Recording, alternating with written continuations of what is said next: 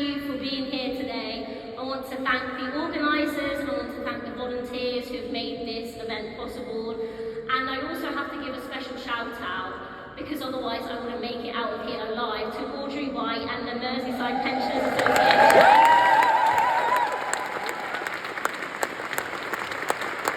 They do incredible work in this city, they are fantastic campaigners, and they have a manifesto which everyone should read.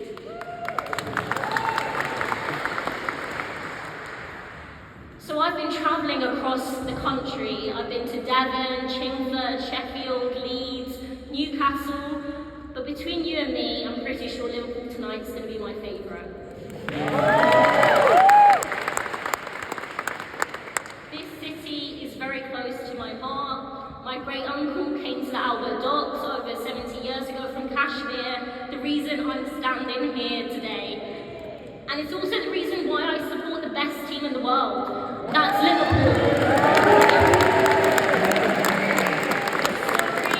Sorry to the Everton fans, I can hear the boos, I genuinely can. I've already divided the room, great start. But for my sins, I'm yet to taste the local delicacy, a pan of scouse. So if anyone can point me in the direction of a halal pan of scouse, I would be very grateful. Talk to me afterwards. Now I know that the past few weeks, many of you have felt frustrated and disappointed about the launch process. I felt that too. So let me be absolutely clear, my motivation has always been to strengthen our collective project to build a genuinely democratic socialist party worthy of the struggles that have come before us, to fight for maximum member democracy. It has been regrettable, and for my part, I want to say I'm truly sorry.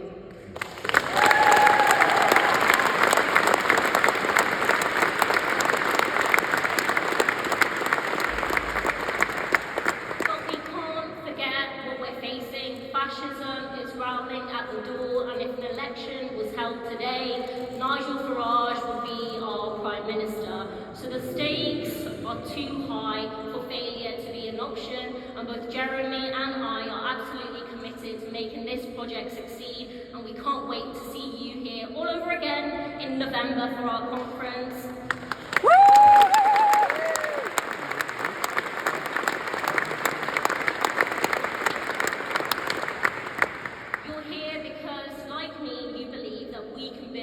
A mass party of the left, and as the great Bill Shankly said, the socialism I believe in is everyone working for the same goal and everybody having a share in the rewards.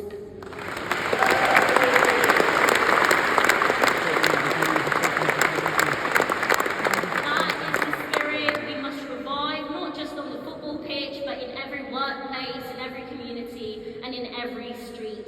Liverpool understands this better than anywhere. This is the city that stood up to Margaret Thatcher. This is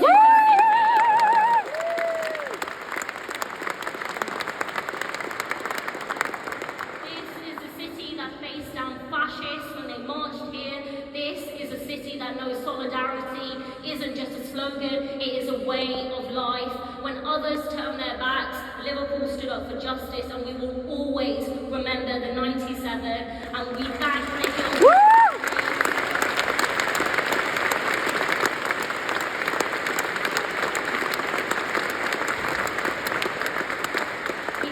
Hillsborough families for their campaign for truth and justice. We salute your courage, and we will always stand with you. And today, in the face of war, racism, and economic cruelty, it is Liverpool's defiance that we must channel again, because millions of people are fed up. In fact, they should be. In fact, they should be fucking furious. Furious!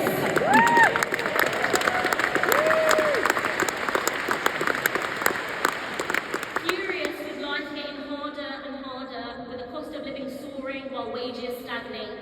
Furious with being ripped off at every turn by privatised water companies, profiteering energy firms, bus and train operators hiking up fares, and landlords and mortgage lenders squeezing us dry.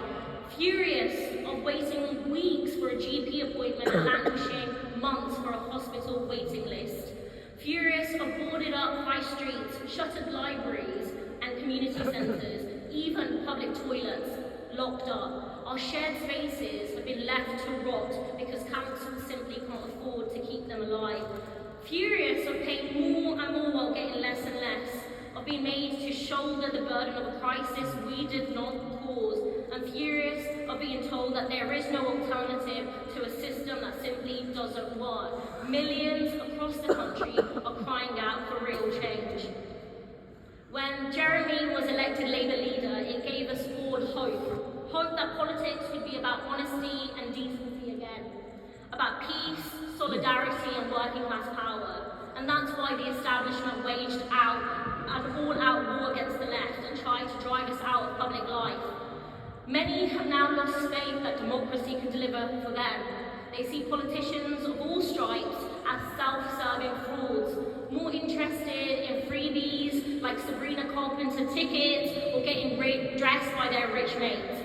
For reference, I paid for my own suit from H&M, not Lord Wahid Ali.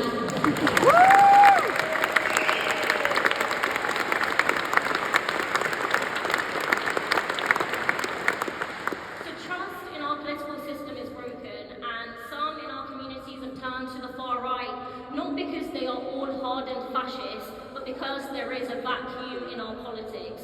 For some, reform looks like the only alternative, but the truth is reform is just another wing of the establishment, funded by billionaires and aristocrats, fronted by a millionaire stockbroker and ex-public schoolboy.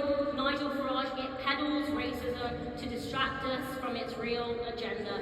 More privatisation, more deregulation, more handouts for the super rich, more cuts for everyone else. This is who they are.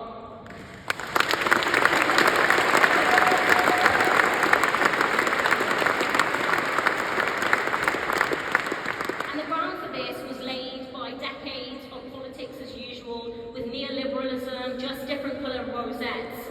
We're told that there's no money for housing, there's no money for free school meals, there's no money for the NHS. Yet, somehow, there's always money for war, always money for corporate bailouts, and always money to give tax breaks to the super rich. Why is that? Why is there always money for war and never for the poor?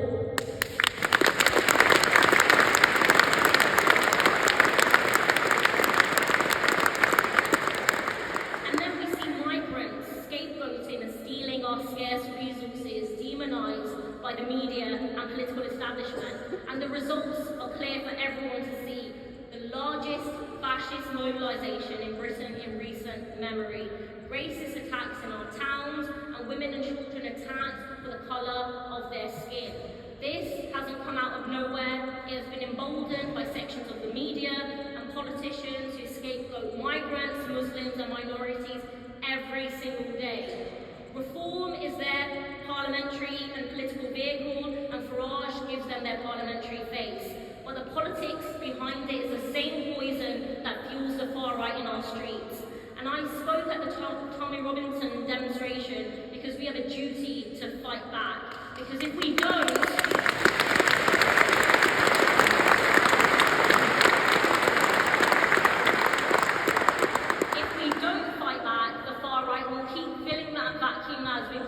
by Labour's capitulation and a broken political system. And we must be clear, you don't stop fascism by ignoring it or copying it. You stop it by fighting it at the ballot box, and where necessary, you fight the fascists in the streets.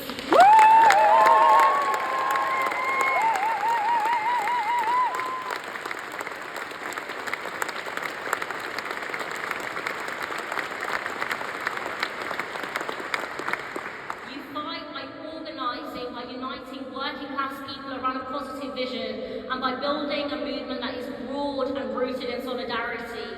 In the 1970s and 80s, people came together through the Anti-Nazi League to drive back the National Front. That's the courage and unity we need again, an anti-fascist league for the 21st century. And we need our unions to step up. Sorry, but it's not good enough to have union logos on leaflets and banners. We need coaches, and we need people to fill the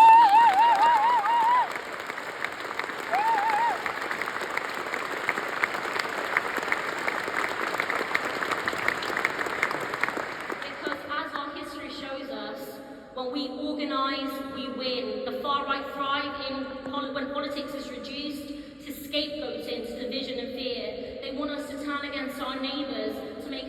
migrants and minorities were problems caused by the political elite. And the only way to beat that is to cut through the noise and to speak directly to people's lived realities. Housing, insecure work, wages that don't cover the bills, and the NHS on its knees. People don't need more culture wars, they need hope, they need material improvements to their lives. That is what we are fighting for.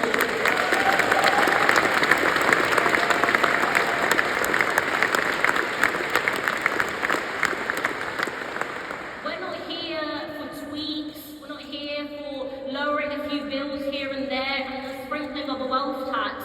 We are here for a fundamental transformation of society.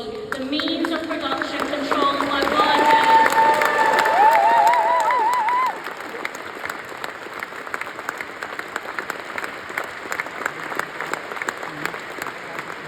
And another very simple idea, the working class controlling the wealth that they produce. It's called socialism.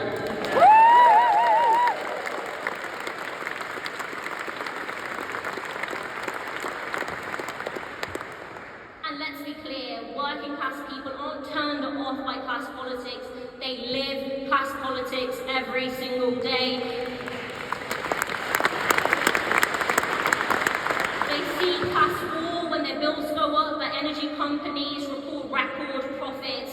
They see class war when landlords hike up rents and evict families without a second thought. They see class war when bankers get bailed out, but austerity lands on their shoulders. And they see class war now when the richest 50 families hoard more wealth than half the population, and our country has more McDonald's restaurants, has more food banks than McDonald's restaurants. That's class war, and they live it every single day.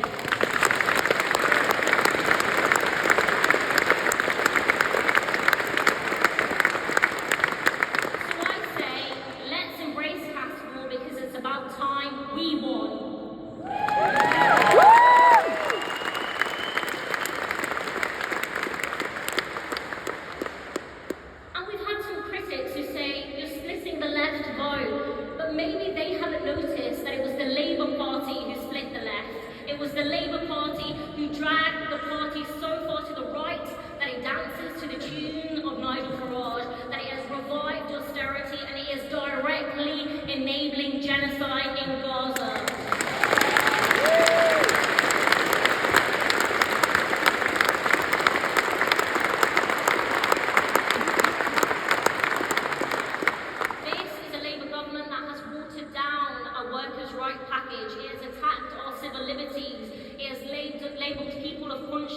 Protesting against genocide as terrorists.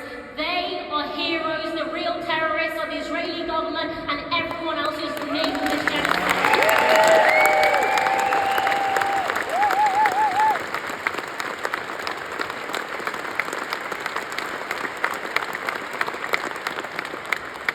And they've turned cruelty against migrants into performance, filming deportations for propaganda, suspending family reunifications, and making endless concessions to hate. This is from a man who once vowed in this very city to never speak to the sun, and now licks the boot of its owner, Rupert Murdoch. Shame on him.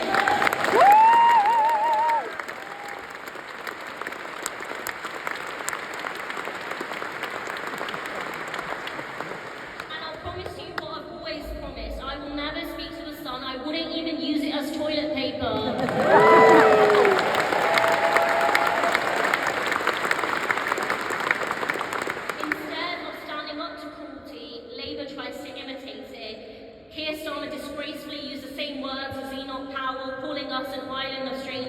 Shame on him and every Labour MP who went out to defend him. He claims migration has done incalculable damage. He's wrong. Migrants built this country. They are our neighbours, they are our friends, and we will never let him throw them from the bus.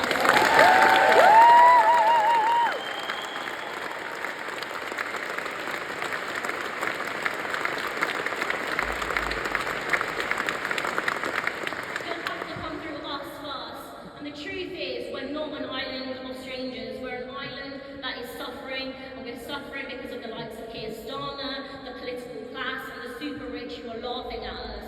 Well, we're done begging for what's off the table. We're taking the fucking lot.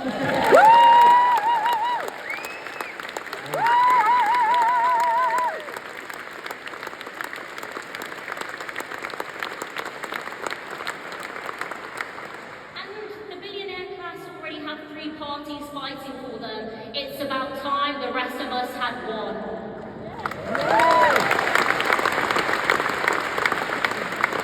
And that's why we're here, that's why we're building a new party of the left, your party. The challenges facing the working class can't be met by a Labour 2.0 that mimics its structures or limits itself to reforms within capitalism. At best, you might get some temporary gains, but it can't fix the crises of inequality, exploitation, or ecological destruction that define capitalism itself. And nationalising a few industries isn't enough. We need democratic control of the economy by workers.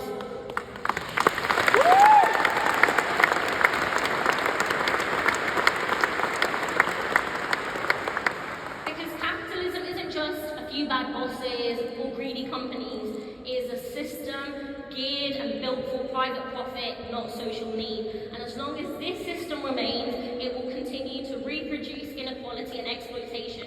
It is only socialism that can lay the foundation for genuine equality, solidarity and freedom. That is what I want us to be fighting for.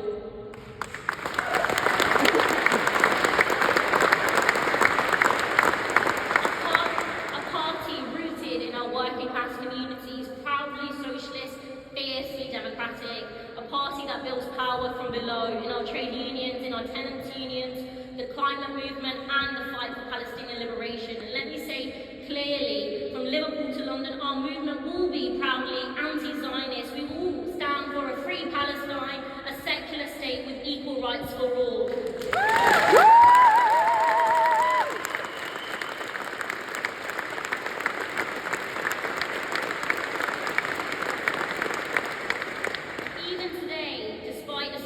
Being announced, we know Israel's bombs are still falling on Gaza. So peace means more than just a ceasefire. It means freedom from military occupation and apartheid. It means freedom for Palestinians to decide their own future, not war criminals like Tony Blair.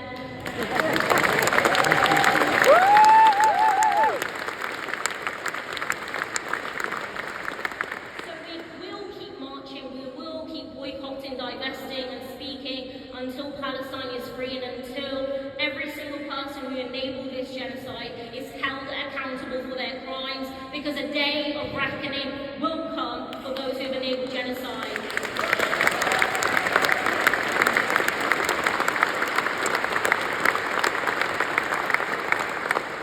Blood is on their hands and we will not rest until Sultana, David Lanny and the rest are in the dock at The Hague.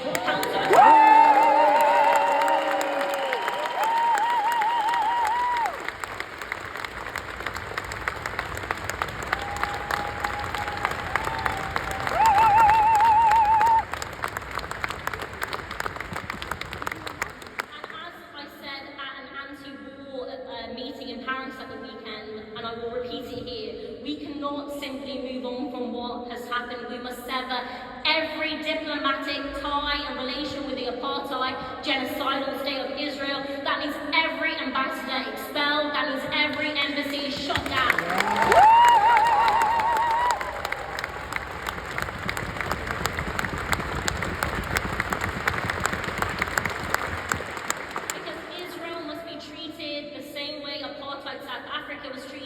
As a pariah state, we cannot have normal relations with genocide, full stop.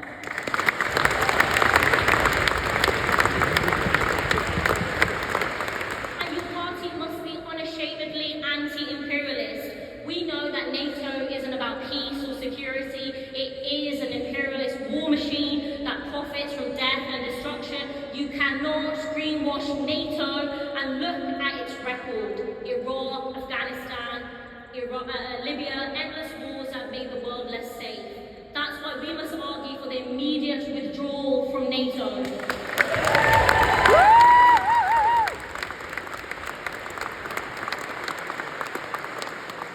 Every single penny that is spent on tanks and bombs is stolen from homes, hospitals and our future. That's why we demand wages, not weapons. We demand welfare, not warfare.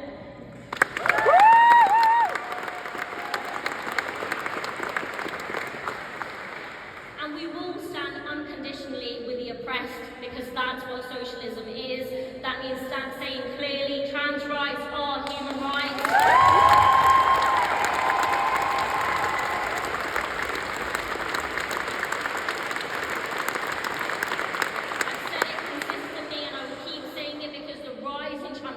We are seeing is deliberate, is being stoked as a wider culture war designed to divide us. And just like with migrants, just like with Muslims, just like with disabled people, the goal is always the same. Find a scapegoat so people don't look upwards at who is really holding the power.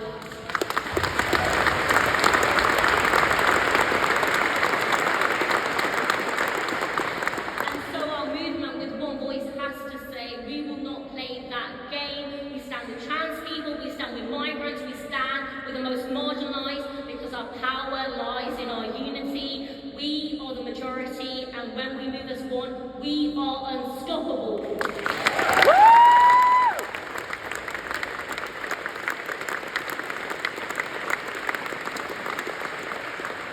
So it's not only our policies that must be radical, our whole approach must be different. Our party must be owned and led by its members. Decisions must be democratic, not stitched up in backroom deals. And our MPs must be accountable to the grassroots, and that means mandatory reselection.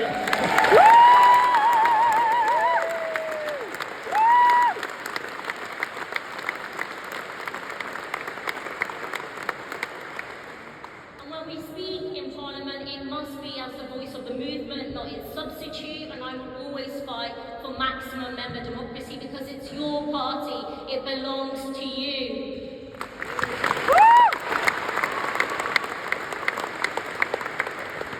Together we can build a movement strong enough to challenge state power, to dismantle the rotten establishment, to confront capitalism and imperialism head-on, and to rebuild society from the ground up. Because real change never comes from above, it is always won from struggles from below. That is our history, that's how women won the right to vote, that's how we got the NHS and the weekend. Working class people fought for those wins. That is our history, and that should inspire us forever.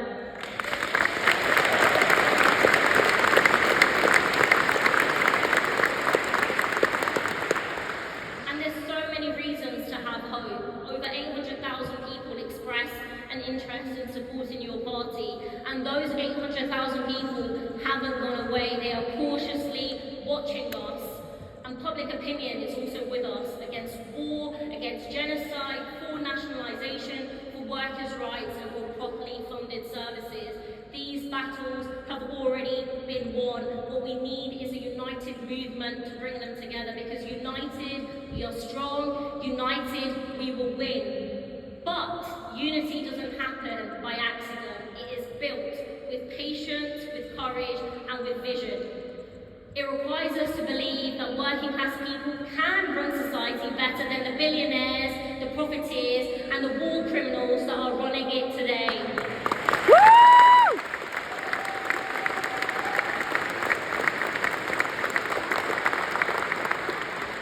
So yes, the crises are immense, but so is our potential power. If we organise, if we build, if we fight, we can't just defeat the far right, we can create a society rooted in justice, equality and peace. That is the task before us, that is the potential of your party, and together we can and we will rise to meet it.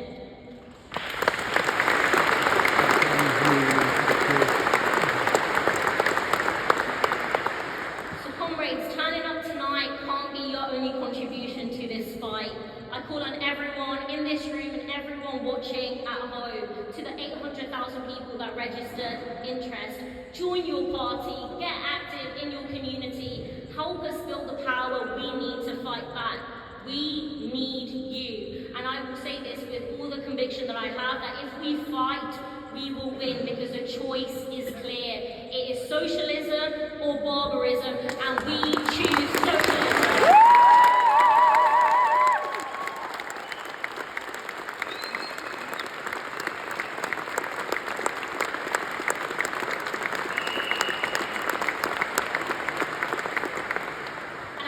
Like to finish with one of my favourite quotes from Aaron Roy, who said, Another world is not only possible, she is on her way. On a quiet day, I can hear her breathing. Thank you, Liverpool, you'll never walk alone.